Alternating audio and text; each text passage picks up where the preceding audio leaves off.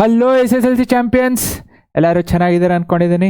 ನಾನು ನಿಮ್ಮ roll producer simplified ಮೈಂಡ್ಸಿಂದ. ಈ ಒಂದು ವಿಡಿಯೋಲಿ ಮಾಡಲ್ ಕ್ವಶನ್ ಪೇಪರ್ 3 ಫಿಸಿಕ್ಸ್ ಕ್ವಿಕ್ಕಾಗಿ ನೋಡೋಣ. ಬಿಕಾಸ್ ಕ್ವಶನ್ಸ್ ಏನಿದೆ ಅಗೇನ್ ಹಿಂದೆ ಒನ್ ಶಾಟ್ ವೀಡಿಯೋಸ್ ಆಗಿರ್ಬೋದು ಅಥವಾ P Y Qs and especially ಫಿಸಿಕ್ಸ್ದು ಇಂಪಾರ್ಟೆಂಟ್ ಕಾನ್ಸೆಪ್ಟ್ಸ್ ಕ್ವಶನ್ಸು ಅಂತ ಡಿಸ್ಕಷನ್ ಮಾಡಬೇಕಾದ್ರೆ ಒಂದು ವಿಡಿಯೋಲಿ ಹೇಳಿದ್ದೀನಿ. ಬೇಕಾದ್ರೆ ಒಂದು ಸಲ ಚೆಕ್ ಮಾಡಿರಿ. ಆ್ಯಂಡ್ ಅಗೇನ್ ಈ ಮಾಡಲ್ ಕ್ವಶನ್ ಪೇಪರ್ 3 ಏನಿದೆ ಇದು ಈಗ ರೀಸೆಂಟಾಗಿ ಬಿಟ್ಟಿದ್ದು. But still whatever the questions ಇವಾಗ ನಾವೇನು ಡಿಸ್ಕಸ್ ಮಾಡ್ತೀವಿ I had already covered long back. Check ಮಾಡಿರಿ. ಆ್ಯಂಡ್ ಐ ಆಮ್ ಶ್ಯೂರ್ ಒಂದ್ಸಲ ನೀವು ಒಂದು ಪ್ರೀವಿಯಸ್ ವಿಡಿಯೋಸ್ ನೋಡಿದ್ರಿ ಅಂದರೆ will definitely be helpful. So ನಿಮಗೆ ಇನ್ನೂ ಬೇಕು, if you want more subscribe ಮಾಡಿರಿ so that you will be getting the notifications. And questions ಏನಿದೆ for all the solutions part, so solutions part ಏನಿದೆ I will also be sending in the WhatsApp ಗ್ರೂಪಲ್ಲಿ send ಮಾಡ್ತೀನಿ. So ನಿಮಗೆ ಬೇಕು ಅಂದರೆ WhatsApp group ಡಿಸ್ಕ್ರಿಪ್ಷನ್ಲಿದೆ, join ಆಗಿರಿ. Without wasting much time let's begin. SI unit of electric current. So SI units ಹೇಳಿದ್ದೇನೆ. So ಪ್ರತಿಯೊಂದೂ ಎಲೆಕ್ಟ್ರಿಕ್ ಕರೆಂಟ್ ಯಾವುದಪ್ಪ? ಕೊಲಂಬ್. ಸೊ ಇದು ಕೊಲಂಬ್ ಯಾಕೆ ಬಂತಿದ್ದು? So this is not coulomb. So ampere. Okay, ಇಲ್ಲಿದೆ ampere. So ಇದು ampere ಇಲ್ಲಿ ಬರಬಾರ್ದಿತ್ತು. So it is ampere. Next, the change in focal length of on I lens is controlled by ciliary muscles. First 2 page human and colourful world ಏನಿದೆ ಇನ್ನೊಂದು ವಿಡಿಯೋಲು ಹೇಳಿದ್ದೀನಿ. But again so first 2 ಪೇಜಲ್ಲಿ ಡೆಫಿನೇಷನ್ಸ್ನ ನೋಡ್ಕೊಳ್ರಿ. Either they can ask as a definition or ಈ ಥರ ಇಲ್ಲಿ MCQ ಕೊಟ್ಟಿದ್ದಾರಲ್ಲ ಹಿಂಗೂ ಕೇಳ್ಬೋದು. Next, symbols of and following components. Electric cell it's not battery ಅಥವಾ ಕಾಂಬಿನೇಷನ್ ಅಲ್ಲ. So electric cell is single, ಒಂದೇ, ಪ್ಲಸ್ ಮೈನಸ್ ಹಾಕಬೇಕು. Next rheostat. ಸೊ ರಿಯೋಸ್ಟ್ಯಾಟು ಸಾಕಷ್ಟು ಸಲ ಹೇಳಿದ್ದೀನಿ, ಆರ್ ಹಿಂಗಾದರೂ ಬರಿಬೋದು. This is variable resistance. So ಇಲ್ಲಿ ರೆಸಿಸ್ಟೆನ್ಸ್ ಎಲ್ಲಿ ವೇರಿ ಮಾಡ್ತಿದ್ದೀರಾ, ಎರಡೂ ಬರೆದ್ರೆ ಒಳ್ಳೆಯದು. Next, what problem will occur when live wire and neutral wire are connected directly to the household. ಡೈರೆಕ್ಟಾಗಿ ಕನೆಕ್ಟ್ ಮಾಡಿದ್ರೆ ಏನಾಗತ್ತಪ್ಪ? ಏನೂ ಆಗಲ್ಲ. In case power supply voltage ಸಡನ್ನ ಜಾಸ್ತಿ ಆಯಿತು ಅಂದರೆ ಮನೆಯಲ್ಲಿರೋ ಅಷ್ಟು ಡಿವೈಸಸ್ ಒಂದೇ ಸಲ ಡಮ್ ಅನ್ನತ್ತಷ್ಟೇ. ಸೊ ಇರೋದೆಲ್ಲ ಏನೇನು ಇನ್ವೆಸ್ಟ್ಮೆಂಟ್ ಹಾಕಿರ್ತಾರೆ ಎಲ್ಲ ಒಂದೇ ಸಲ ಹೋಯ್ತು, ಡಮ್ ಡೂಮ್ ಡುಶುಮ್ ಅಷ್ಟೇ. ಸೊ ಇದಕ್ಕೇನು ಕನೆಕ್ಟ್ ಮಾಡ್ತೀವಿ? ಸೊ ಡೈರೆಕ್ಟಾಗಿ ಕನೆಕ್ಟ್ ಮಾಡಬಾರ್ದು, ಮಧ್ಯದಲ್ಲಿ ಒಂದು ಡಿವೈಸ್ ಕನೆಕ್ಟ್ ಮಾಡ್ತೀವಿ. That is nothing but fuse application ಅಥವಾ ಜೋಲ್ಸ್ ಲಾ ಆಫ್ ಹೀಟಿಂಗ್ ಹೇಳಬೇಕಾದ್ರೆ ಫ್ಯೂಸ್ ಅಪ್ಲಿಕೇಶನ್ ಹೇಳಿದ್ದೇನೆ. So that is what we connect in between. Domestic electric ಸರ್ಕ್ಯೂಟ್ಸಲ್ಲೂ ಡಯಾಗ್ರಾಮಲ್ಲೂ ತೋರಿಸಿದ್ದೀನಿ, ಫ್ಯೂಸ್ ಚೆಕ್ ಮಾಡಿರ್ಬೇಕಾದ್ರೆ. Next, connecting resistors in parallel in domestic circuits is better than connecting them in series. ಇದು ಸಾಕಷ್ಟು ಸಲ ಹೇಳಿದ್ದೇನೆ. ಪ್ಯಾರಲಲ್ಲಿ ಯಾಕೆ ಕನೆಕ್ಟ್ ಮಾಡಬೇಕು ಅಂದರೆ ಅಗೇನ್ ರೆಸಿಸ್ಟೆನ್ಸ್ ಸೀರೀಸಲ್ಲಿ ನಿಮಗೆ ಕರೆಂಟ್ ಸೇಮ್ ಇರುತ್ತೆ. So the current flowing through all the resistance will be same. ಅದೇ ಪ್ಯಾರಲಲ್ ಆದರೆ ಏನಾಗುತ್ತೆ, ನಮಗೆ ಯಾವ ಡಿವೈಸಲ್ಲಿ ಎಷ್ಟು ಕರೆಂಟ್ ಬೇಕೋ ಅಷ್ಟು ಕರೆಂಟ್ನ ನಾವು ತೊಗೋಬೋದು by connecting them in parallel. And one more important thing is, ಸೀರೀಸಲ್ಲಿ ಒಂದು ಡಿವೈಸ್ ಫೇಲ್ ಆಯಿತು ಅಂದರೆ ಬೇರೆ ಎಲ್ಲನೂ ವರ್ಕ್ ಆಗಲ್ಲ. ಅದೇ ಪ್ಯಾರಲಲ್ಲಿ ಒಂದು ಡಿವೈಸ್ ಫೇಲ್ ಆದರೆ the other devices will function as it is. ಎರಡು ಹೇಳಿದೆ, ಒಂದಲ್ಲ.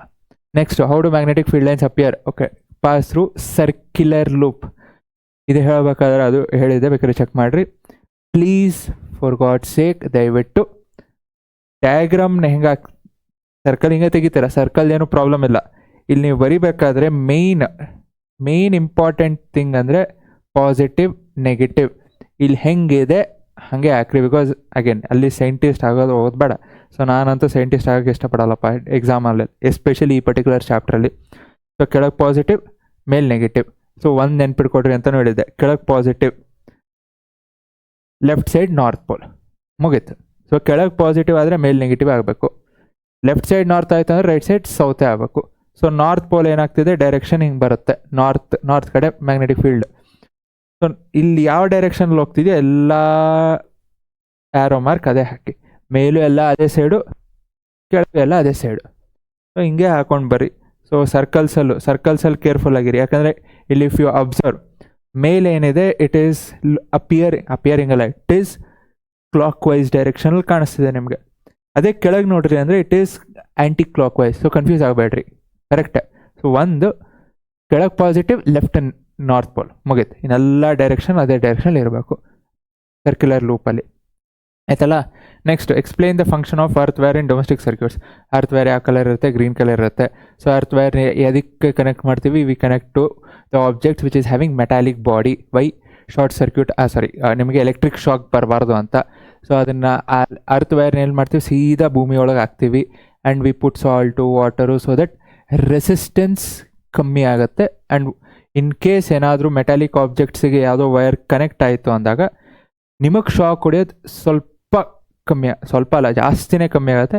ಸೊ ಕರೆಂಟ್ ಏನಿದ್ರು ಸೀದಾ ಅರ್ಥ ಹೋಗುತ್ತೆ, ಬಿಕಾಸ್ ರೆಸಿಸ್ಟೆನ್ಸ್ ಕಮ್ಮಿ ಇರುತ್ತೆ. ಅದೇ ನೀವು ಅರ್ತ್ ವೈರ್ ಕನೆಕ್ಟ್ ಮಾಡಿಲ್ಲ, ಯಾವುದೋ ಮೆಟಾಲಿಕ್ ಆಬ್ಜೆಕ್ಟ್ಸಲ್ಲಿ ಏನೋ ಶಾರ್ಟ್ ಸರ್ಕ್ಯೂಟ್ ಆಯಿತು ಒಳಗೆ, ಆಬ್ಜೆಕ್ಟ್ ಒಳಗೆ ಅಂದರೆ ಡಿವೈಸ್ ಒಳಗೆ ಏನೋ ಶಾರ್ಟ್ ಆಗಿತ್ತು, ಆ ವೈರ್ ಇನ್ ಕೇಸ್ ಮೆಟಾಲಿಕ್ ಆಬ್ಜೆಕ್ಟ್ಸಿಗೆ ಟಚ್ ಆಗ್ತಿತ್ತು, ನೀವು ಟಚ್ ಮಾಡಿದ್ರೆ ಅಂದರೆ ನಿಮಗೆ ಶಾಕ್ ಹೊಡೆಯುತ್ತೆ. ಅದಕ್ಕೆ we use earth wire which is very important. And earth wire, so ನೀವು ಯಾವುದೇ ಸರ್ಕ್ಯೂಟ್ಸಲ್ಲಿ ನೋಡಿದ್ರಿ ಅಂದರೆ ಅಥವಾ ಸಾಕೆಟ್ಸಲ್ಲಿ ನೋಡಿದ್ರಿ ಅಂದರೆ 2 ವೈರ್ ಇತ್ತು ಅಂದರೆ that does not require earth wire, ಅಂದರೆ ಮೆಟಾಲಿಕ್ ಆಬ್ಜೆಕ್ಟ್ಸ್ ಇರಲ್ಲ, ಮೆಟಾಲಿಕ್ ಬಾಡಿ ಇರಲ್ಲ. ಅದೇ 3rd ಪಿನ್ ನೋಡಿದ್ರಿ, ದೊಡ್ಡ ಪಿನ್ ನೋಡಿದ್ರೆ ದಟ್ ಈಸ್ ಅರ್ತ್ ವೈರ್. ಆ ಆಬ್ಜೆಕ್ಟ್ ಡಿವೈಸಸ್ಗೆಲ್ಲ ಮೆಟಾಲಿಕ್ ಬಾಡಿ ಇರುತ್ತೆ ವಿಚ್ ರಿಕ್ವೈರ್ಸ್ ಅರ್ತ್ ವೈರ್ ಬೇಕು. Next, okay, rainbow formation. Whether this phenomenon can be observed on the moon surface? Definitely not. ಯಾಕೆ? ಮೂನಲ್ಲಿ ಯು ಡೋಂಟ್ ಹ್ಯಾವ್ ವಾಟರ್ ನೀರೇ ಇಲ್ಲ. So water ಡ್ರಾಪ್ಲೆಟ್ಸು, ನಿಮಗೆ rainbow formation ಬೇಕು ಅಂದರೆ ವಾಟರ್ ಡ್ರಾಪ್ಲೆಟ್ಸ್ ಬೇಕು.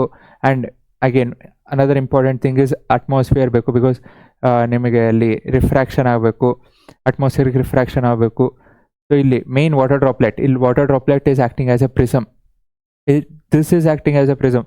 ನಿಮಗೆ ಪ್ರಿಸಮಲ್ಲಿ ಬಿದ್ದಾಗ ತಾನೇ ರೈನ್ಬೋ ಫಾರ್ಮೇಷನ್ ಆಗೋದು, ಅಂದರೆ ವಾಟರ್ ಡ್ರಾಪ್ಲೆಟಲ್ಲಿ ಬಿದ್ದಾಗ ರೈನ್ಬೋ ಫಾರ್ಮೇಷನ್ ಆಗುತ್ತೆ.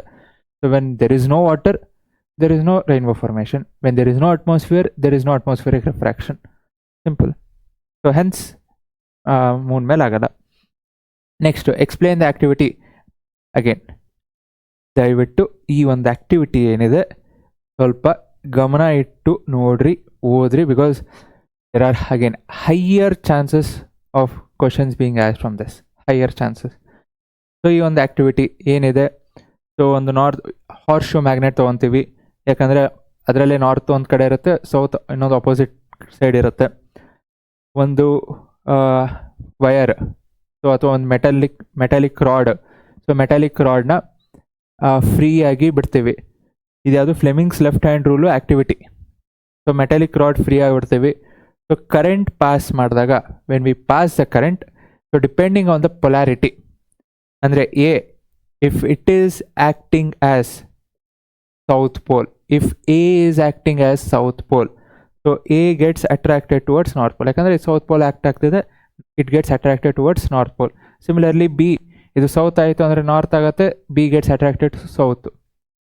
if I reverse the direction of current, so current direction reverse ಮಾಡಿದೆ, ಸೌತ್ ಇರೋದು ಪೊಲಾರಿಟಿನೂ ಚೇಂಜ್ ಆಗುತ್ತೆ, ಸೌತ್ ಇರೋದು ನಾರ್ತ್ ಆಗುತ್ತೆ, ಇನ್ನೊಂದು ಸೌತ್ ಆಗುತ್ತೆ. ಸೊ ಅವಾಗ ಏನಾಗುತ್ತೆ? Force does it attracts? No, right? North repel, ಬೇಡ, ದೂರ ಕಳಿಸುತ್ತೆ. So it repels. ಫೋರ್ಸ್ ಏನಾಗುತ್ತೆ? It pushes in the opposite direction. ಒಂದು, if I change the quantity of current, so current quantity ಅಂದರೆ ಅಮೌಂಟ್ ಚೇಂಜ್ ಮಾಡಿದೆ ಅಂದರೆ ಆ ಫೋರ್ಸೂ ಚೇಂಜ್ ಆಗುತ್ತೆ. So Fleming's left hand rule, magnetic field, current. So ಇದೆರಡು ಗೊತ್ತಿತ್ತು ಅಂದರೆ, ಡೈರೆಕ್ಷನ್ ಗೊತ್ತಿತ್ತು ಅಂದರೆ, I can find the force acting which is this particular activity. ಇದೊಂದೇ ಆ್ಯಕ್ಟಿವಿಟಿ ನಿಮಗಿರೋದು. ಅಗೇನ್ ಈಸಿ ಅಂದರೆ easy.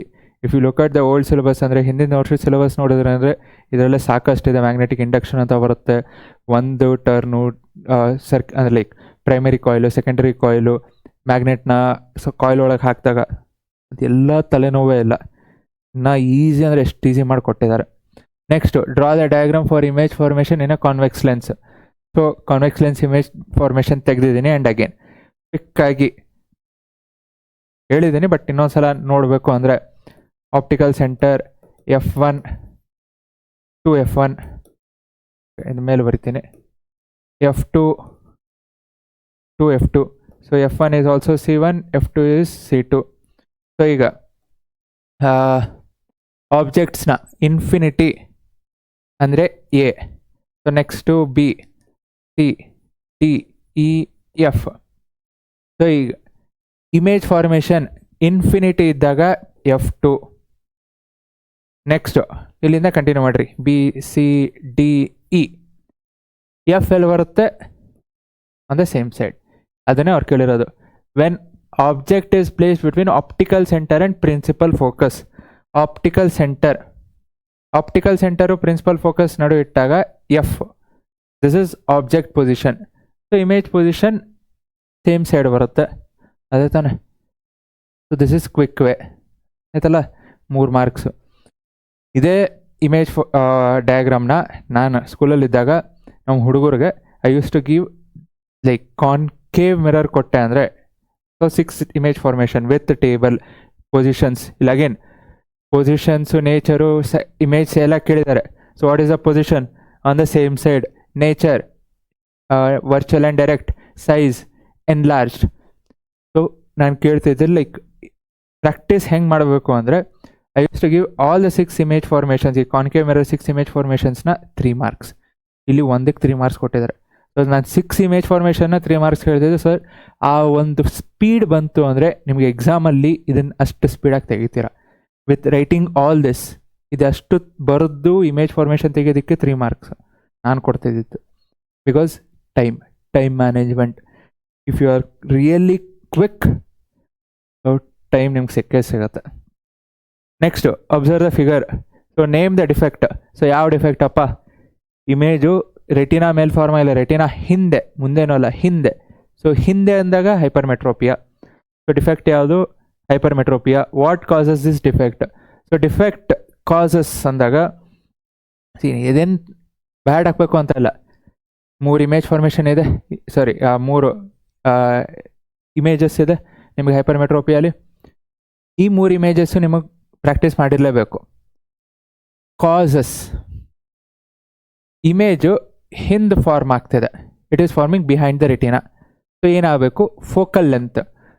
So focal length increase ಆಗಬೇಕು, ಡಿಕ್ರೀಸ್ ಆಗಬೇಕು? ಸೊ ಇದು ನಾರ್ಮಲ್ ಫೋಕಲ್ ಲೆಂತ್ ಜಾಸ್ತಿ ಆಗಿದೆ, ಈ ಪಾಯಿಂಟ್ ಏನಾಗಿದೆ? ಹಿಂದೋಗಿದೆ. ಸೊ ಫೋಕಲ್ ಲೆಂತ್ ಏನಾಗಿದೆ? Focal length has increased. So that is one reason. ಅಥವಾ ಈ ಇನ್ನೊಂದು ರೀಸನ್ ಅಂದರೆ ಐಬಾಲ್. ಸೊ ಎಷ್ಟಿದೆಯೋ ಅಷ್ಟೇ ಇತ್ತು ಅಂದರೆ ರೆಟಿನಾ ಮೇಲೆ ಫಾರ್ಮ್ ಆಗ್ತಿತ್ತು. ಇದೇ ಐಬಾಲು ಚಿಕ್ಕದಾಯಿತು, ಲೆನ್ಸ್ ಏನೂ ಆಗ್ತಿಲ್ಲ, ಐಬಾಲ್ ಏನಾಯಿತು? ಚಿಕ್ಕದಾಯಿತು.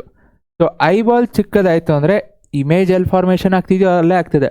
ಸೊ ಐಬಾಲ್ ಇಷ್ಟಿರೋದು ಇಲ್ಲಿ ಚಿಕ್ಕದಾದಾಗ ನಿಮಗೆ ಇಮೇಜ್ ಅಲ್ಲೇ ಫಾರ್ಮ್ ಆಗ್ತಿದೆ, ಐಬಾಲ್ ಸಣ್ಣದಾಗ್ತಿದೆ. ಸೊ ಇನ್ನೊಂದು ರೀಸನ್ ಏನು? Eyeball becomes small. So 2 reason ಆಯ್ತಲ್ಲ. Next, how can this defect be corrected? ಹಾಗೆ ನಿಮಗೆ ಇದು ಇಮೇಜಸ್ ಅಂತ ಅಷ್ಟು ಗೊತ್ತಿತ್ತು ಅಂದರೆ ಇಲ್ಲಿ ಯಾವ ಲೆನ್ಸ್ ಯೂಸ್ ಮಾಡ್ತಿದ್ದೀವಿ? Convex. So by using convex lens of suitable power ಆಯ್ತಲ್ಲ. ಅಗೇನ್ ಅದಕ್ಕೆ ಇಮೇಜಸ್ ಗೊತ್ತು ಅಂದರೆ ಇದರಲ್ಲೇ ಮಾರ್ಕ್ಸ್ ಬರುತ್ತೆ. And you can explain anything if you know the images. Image ತಿಳ್ಕೊಳ್ರಿ. either they can ask you for draw or based on this they can ask you questions. Pakka myopia, hypermetropia, presbyopia 2 ಅಥವಾ 3 marks. Next ಇದು ಹೇಳಿದ್ದೆ, stars twinkle ಮಾಡೋ question paper 4 ಅಲ್ಲಿ ಹೇಳ್ಬೇಕಾದ್ರೂ ಹೇಳಿದ್ದೆ. Stars twinkle but planets do not twinkle. ಯಾಕೆ?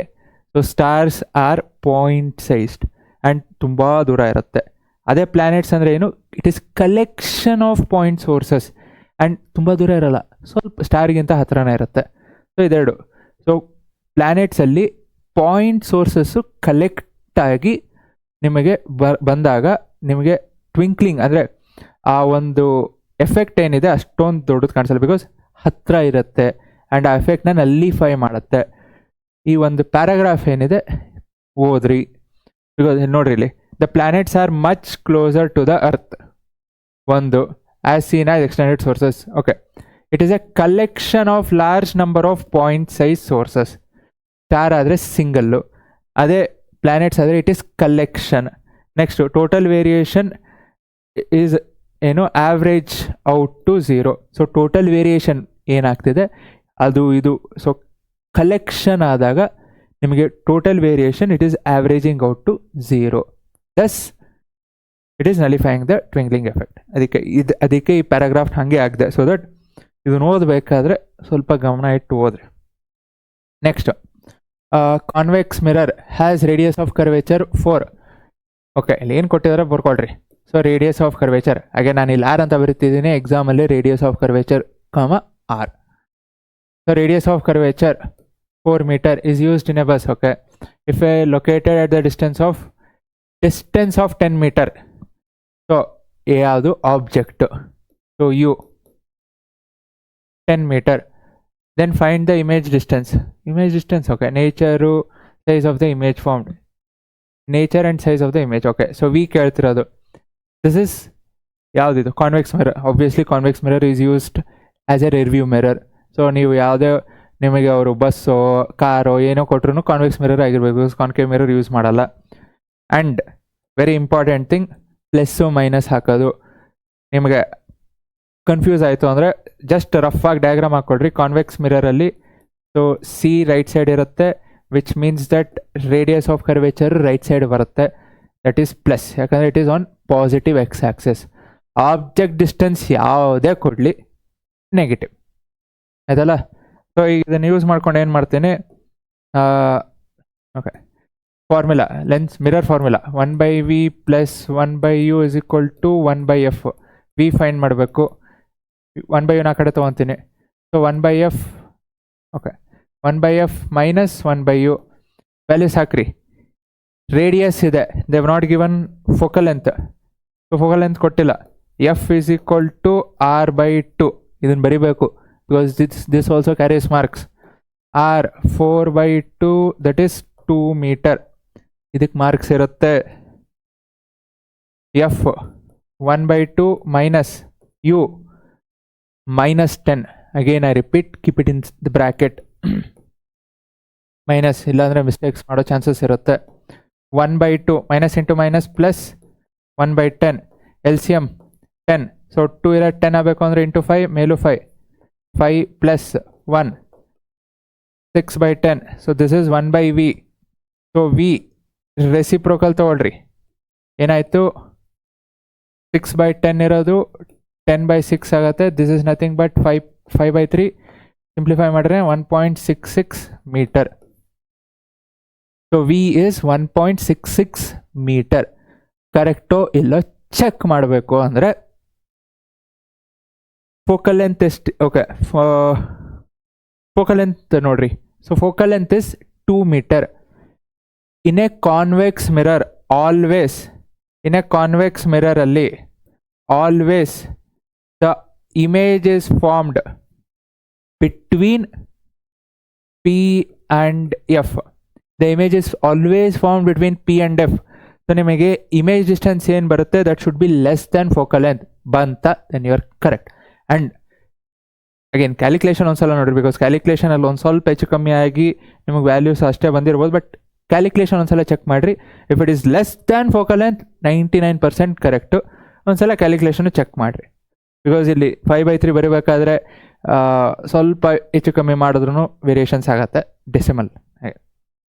If not, it is correct. So image distance should be less than focal length ಎಲ್ಲಿ, convex ಮಿರರಲ್ಲಿ. Okay, last question, Ohm's law by heart ಮಾಡಿರಿ. Ohm's law, Joule's law, laws of reflection, laws of refraction. Next, mention the factors on which resistance of a conductor depend. 4 ಇದೆ, 3 ಬರಿಬೇಡ್ರಿ. ಒಂದು, resistance is directly proportional to length, resistance is inversely proportional to area of cross section, resistance depends on nature of material, that is resistivity. Next, resistance also depends on temperature. ಅಷ್ಟೇ, resistance depends on nature of material, resistivity ಮುಗೀತು. resistance also depends on temperature. ಹೆಂಗೆ resistivity temperature ಹೆಂಗೆ very ಆಗುತ್ತೆ ನಿಮ್ಗೆ ಬೇಡ, ಇದು directly, ಇದು inversely ಅಷ್ಟು. ಓಕೆ ಅಲ್ಲ, 4 ಪಾಯಿಂಟ್ಸು, ಇನ್ನು 4 ಬರೆದ್ರೆ 2 marks. Temperature, again temperature important. Resistivity of a material A is 2.6. okay, ಇದು 12 to the power of 10 ಇದು ರೈಸ್ ಟು ಇದು and the resistivity of okay ಇದೇನಿದು 10 to the power of minus 8. So ಒಂದು 12 to the power of 10 ಇನ್ನೊಂದು 10 to the power of minus 8. Which of these two materials can be used as an insulator? Okay ಒಂದೇ ಅಲ್ಲ. So ಒಂದರದು A okay so ಎದು 2.63 into okay 10 to the power of 12 ಇಲ್ಲಿ ನೋಡ್ರಿ ಇಲ್ಲಿ ಬರ್ದಿದ್ದೀನಿ ಎದು. So ಬಿದು ಎಷ್ಟಿದೆ 10 to the power of minus 8. So ಯಾವುದ್ರದ್ದು resistivity ಜಾಸ್ತಿ? ಆಬ್ವಿಯಸ್ಲಿ ಏದಲ್ಲ. ಸೊ ಎದ ರೆಸಿಸ್ಟಿವಿಟಿ ಏನಿದೆ ಜಾಸ್ತಿ ಇದೆ.